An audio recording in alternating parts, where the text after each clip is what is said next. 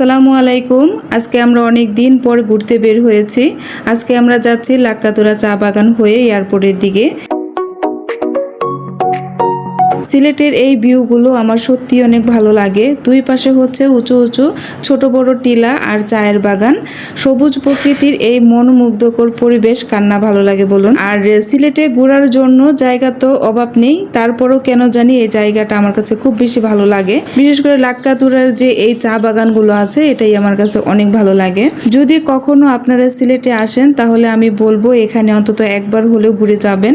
আপনাদের আশাটা একদম সার্থক হয়ে যাবে। তাহলে চলুন যাওয়া যাক।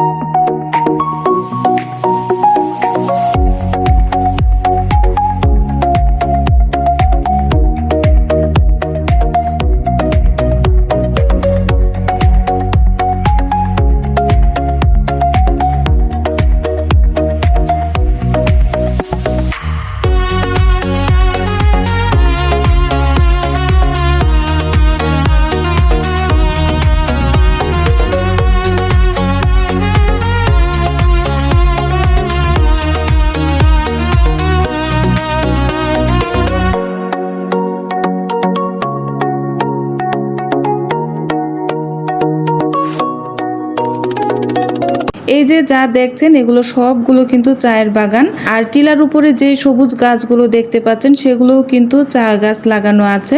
সিলেটের চা বাগানগুলো দেখতে অসম্ভব সুন্দর। আর আপনারা যদি এটা নিজের চোখে না দেখেন তাহলে বিশ্বাস করতে পারবেন না যে কতটা সুন্দর এই চা বাগানগুলো।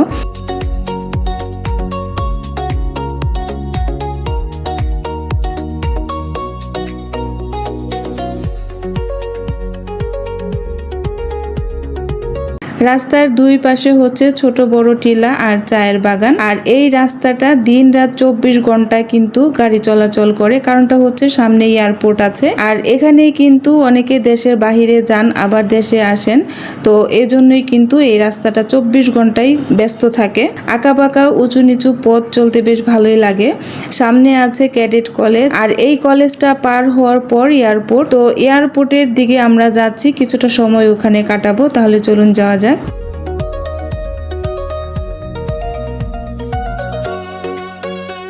এইখান থেকে শুরু হয়েছে ক্যাডেট কলেজের এরিয়া, আর এটা হচ্ছে ক্যাডেট কলেজ। তো এই সোজায় আর কি চলে যাব আমরা।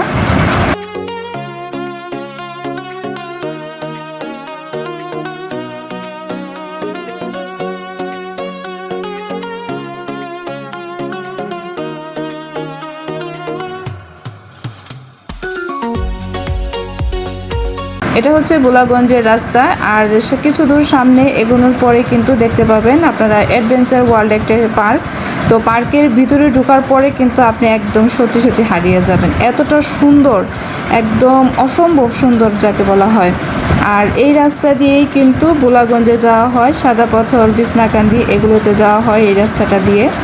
আরও একটা জিনিস আপনাদের সাথে শেয়ার করি, আমার হাতের ডান পাশে কিন্তু একটা জাহাজের মতো বিল্ডিং দেখা যাচ্ছে।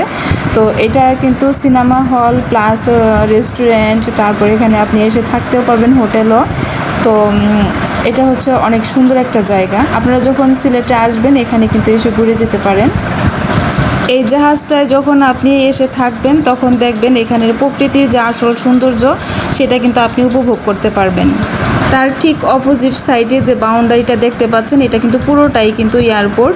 তো ভিতরে কিন্তু এটার ভিতর দিয়ে যেতে হবে মেন এয়ারপোর্টে আর কি, যেখান থেকে আপনি উঠবেন মানে বিমানে উঠবেন। তো এটাই হচ্ছে এয়ারপোর্টের মেন রাস্তা। তো এই সামনে কিছুটা দূর যেতেই কিন্তু আপনারা এখানে আর কি এয়ারপোর্টে ঢুকতে পারবেন। এয়ারপোর্টের এই বাউন্ডারি ঠিক অপোজিট সাইডে কয়েকটা চায়ের স্টল আছে, এখানে এসে কিন্তু আপনি চা কফি খেতে পারবেন। তবে আমি বলবো আপনারা যদি এখানে আসেন তাহলে অবশ্যই চা আর কফিটা টেস্ট করার জন্য। তো আমরা প্রথমেই আলুর চপ অর্ডার করেছি। তো আলুর চপগুলো কিন্তু খেতে বেশ ভালোই লাগে। তারপর আলুর চপগুলো খাওয়া হয়ে গেলে আমরা স্পেশাল একটা চা আছে সেটা অর্ডার করেছিলাম। চাটা কিন্তু অসম্ভব মজা। তো আপনারা এখানে আসলে অবশ্যই আপনাদের কাছে একটা রিকোয়েস্ট রইল, আপনারা এখানকার চা কফিটা টেস্ট করবেন। তো চা খেতে খেতে আজকের মতো এখানে বিদায় নিচ্ছি। সবাই ভালো থাকবেন। আল্লাহ হাফেজ।